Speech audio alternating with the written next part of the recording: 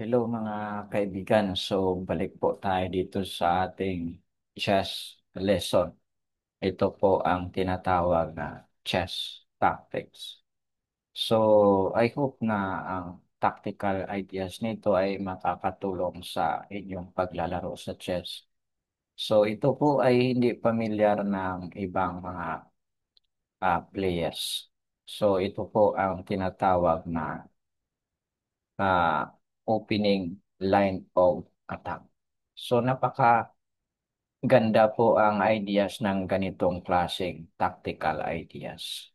Napakalakas. At ito ay mahirap ito makita ng ibang mga chess players. So ito po ay si Coach Henry ay nagtuturo po sa inyo ng chess tactics. So ako po ay matagal ng nagtuturo ng chess more than 20 years ago. So ito po ang chess material na ginagamit ko sa pagtuturo sa mga batang chess player na gustong magkaroon ng pagkakataon na maging isang malakas na player. So sana po ay ito ay suportahan nyo at panoorin nyo ang mga chess video natin dito. So ito po ang nag-game ni Grandmaster Spielman.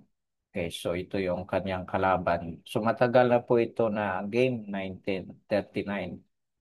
Pero po ang tactics, ang mga ideas dito ay napakaganda po na combination ang ginamit dito. So ito po yung tactical ideas na tinatawag na opening lines of attack or ah paano mag-create ng open lines of attack.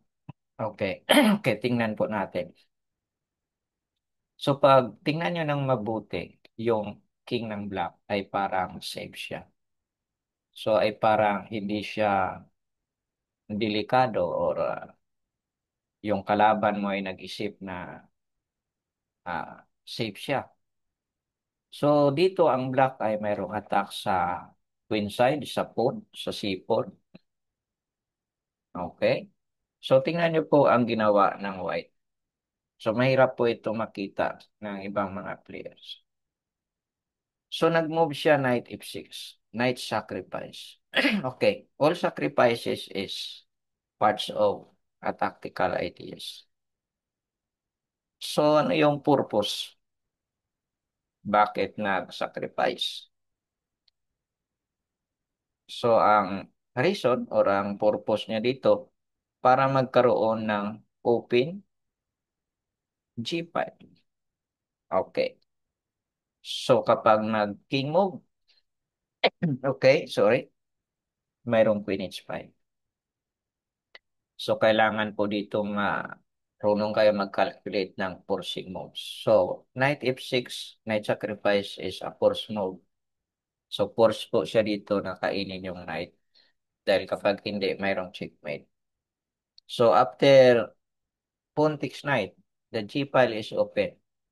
Then, this is the line of attack. Use your queen, check, then king h8, then king move.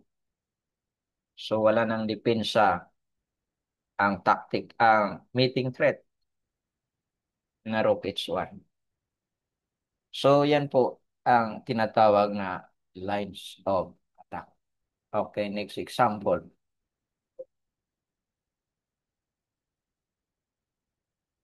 Okay, so tingnan nyo po ng mabuti. Okay, so yung ginawa dito ng white ay nag-sacrifice, knight sacrifice, para ma-open yung G5. The first tactical ideas. Ang ikalawang plano ay tactic pa rin, double attack. At ang sunod ay mayroong attack. May threat. Mayroong tactical threat na skewering tactics, Quintix rook and Quintix. So yan po ang tinatawag na pakalakas talaga ang ganitong klaseng tactical ideas na opening lines of attack. Okay. So after rook g8, dahil na-threaten kakainin yung rook, so mayroong tactical threat na ginawa ang white. Double attack, rook d1 with attack, tactical threat, double attack. So kapag nagdepensa, king e8, so tingnan niyo po ang atake dito. So wag niyo pong kalimutan kapag open ang king at marami kang active pieces or active yung pieces mo, atakin mo yung king. May possible yan na ma-checkmate dahil kulang sa depensa yung kanyang king. So tingnan niyo ng mabuti. Kay Queen E5 check, King F8, Rook D7, threatening mate in 3, Queen E7, Queen takes pawn. Okay, so this is the ideas. Kung mag-move yung kanyang king, kung iba yung gagawin niya, so check, King G7, check. So King H8, Queen H7. So kailangan, sorry, kailangan marunong ka mag-calculate dito ng forcing move. Queen E7, King G7, Queen takes pawn. Okay, if King H6, mayroong Queen H7, check. If G5, mayroong Queen F5. So if King H4, mayroong check. So force mate ito. Ito yung tinatawag na force mate. So if Queen F5, Queen H6, King H6 din, Rook H7. So mate dahil open yung kanyang king. So, meaning makikita nyo dito pag open ang king, mayroon kang queen at saka rook. Possible yan na ma-mate mo yung king ng kalaban. So, kapag nag-move siya dito ng queen, okay. So, depende dito sa style of play mo. Pero maganda dito kung marunong ka mag-atake. So, tanungin mo yung sarili mo kung magaling ka mag-atake. So, dito, mayroong atake ang white at hindi ito kaya depensahan ng black. So, check. So, Queen C5 ang kailangan mong gagawin dito. Check. So, pwede ring makipag-in-game. Kung makipag-in-game ka dito, capture, tapos rook takes pawn, may threat na ay kakainin lang. Tapos, trade rook. So, may winning na mayroon ng pass pawn. Mayroon ka pang pawn maturity. Okay, so rook g6, rook takes pawn. So, winning ang white dahil mayroon na itong pass pawn. May pawn maturity pa. Pero ang queen c5 nito ay mayroon itong meeting attack or winning material. Okay, sorry. So king g7, so queen c5 ang ginawa dito, hindi queen d6 kasi mawalan, hindi mo ma-attack dito yung king eh. Dito ka sa 6th rank. So dito sa 5th rank. So king g7, queen g5, checking f8. Check again, cover the rook. Okay. Then queen d6, check again, attack the king. So after king g8, rook d8, winning the queen. So material advantage with pawn majority. So gamitin mo lang yung queen mo paano tumawin ang pawn. Okay. So wala niyan na queen versus rook. Hindi na yan, hindi, walang match yan ang rook sa queen. So kailangan mo dito mag F3, dalhin mo yung king sa gitna. Yung chess principle. Kasi pag na-win mo dito yung pawns na to, dalhin mo dito yung king mo sa gitna or may pagkakataon na makapaspon ka dito. So, i-train mo na lang yung queen mo sa rook para wala ng problema. Okay, so ito yung next example. Okay. Oh, sorry. So, yung position na ito ay ganun pa rin. Ay paano magkaroon ng lines of attack. So, ito ay weak yung pawns ng black. So, ito po yung kanyang tactical ideas. So wag niyo pong kalimutan how to create open lines of attack in your game. Napakalakas na tactical ideas ito. Knight G6. Double check. So hindi siya pwede mag-move king capture yung queen. Okay. So force, kainin niya. Ang ideas para ma-open yung h5. So rook h3. So kapag nag-move siya ng king g8, mayroong rook takes g6. So na-open na yung dalawang lines. Ang g, h at saka g. So pag naging f7, rook takes f6. Okay. So i-cover niya yung kanyang queen. O, tingnan niyo yung atake. Capture, then rook g4, king f7, or f8. Attack, rook h8. Okay, so dito wag kang mag-check h6. Dahil hindi mo na yun magamit yung rook. Kailangan magamit mo yung dalawa mong piyesa. Check, check, check again. Rook h7 or queen h5, two moves made. Three moves made. Two moves made. Okay, so yan po ang ideas. So if king g7 instead of king g8, okay, sorry. So meron pong dalawang ideas dito yung white. So ang ginamit po dito ni Barbero, kalaban niya si Ben Larsen. Magaling rin ito ng Grandmaster.